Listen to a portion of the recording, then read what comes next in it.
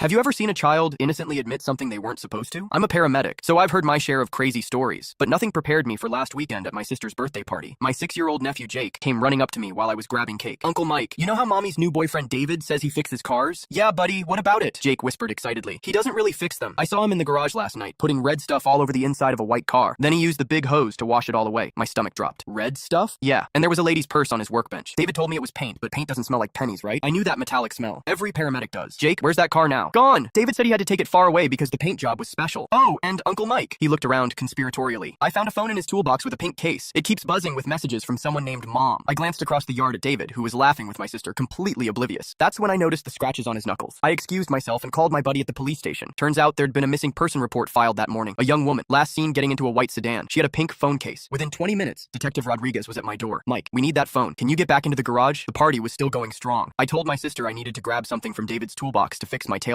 She didn't question it. Jake offered to help, bouncing with excitement. "I can show you exactly where everything is, Uncle Mike." He led me straight to the toolbox. "See? It's still buzzing." The phone was wrapped in an old rag, like David had been trying to muffle the sound. The screen showed 47 missed calls from Mom, and dozens of frantic text messages. "Sarah, please call me back. Your dad and I are worried sick. We're filing a missing person report." The last message was time-stamped just 3 hours ago. My hands were shaking as I photographed everything and slipped Sarah's phone into my jacket. But as I was closing the toolbox, Jake tugged on my sleeve. "Uncle Mike, there's more stuff David told me not to tell anyone about." "What kind of stuff, buddy?" "He has a special freezer in his basement. He said it's for hunting, but I heard him talking on the phone about keeping things fresh until he could dispose of them properly. And last week, I saw him washing bloody clothes in the sink really late at night. My blood ran cold. This wasn't just about Sarah. But when I turned around, David was standing in the garage doorway, blocking our exit. "Looking for something specific, Mike?" I tried to play it cool. "Just needed a screwdriver." "Jake was showing me your tool collection." David's smile didn't reach his eyes. "Yeah, Jake's such a curious little guy, always seeing things he shouldn't see." He ruffled Jake's hair, but his grip lingered too long. "David, maybe we should head back to the party," I said, pulling Jake toward the door. "Actually, Mike, I think Jake and I need to have a private conversation first, about keeping secrets." That's when I saw him reach behind a workbench. When his hand came back up, he was holding a heavy wrench. I pushed Jake behind me. "Run to Mommy right now, buddy. Tell her Uncle Mike needs help in the garage. Scream as loud as you can." Jake took off like a rocket, and within seconds I heard him screaming for his mom. David lunged forward with the wrench raised, but I'd been in enough dangerous situations to react fast. I grabbed a tire iron and swung hard, catching him across the shoulder. He went down just as the garage filled with panicked party guests. My sister was screaming. Other guests were calling 911. My brother-in-law was restraining David, who was groaning and clutching his shoulder. Rodriguez arrived with backup just as David was coming to. They arrested him on the spot, and within hours, they'd used the location data from Sarah's phone to find her body in a storage unit across town. But that was just the beginning. The search of David's house revealed evidence of 3 other murders. The hunting freezer Jake had mentioned contained body parts from 2 more victims. David had been using my sister's garage to clean up evidence for months, and she never knew. The scariest part? My sister had been planning to move in with him next month, and Jake would have been living there full time. During the trial, we learned David had been specifically targeting single mothers, using their children to gain access and trust. Jake had no idea he'd just saved multiple lives, including possibly his own mother's and his own. Sometimes the most innocent observations can expose the darkest secrets.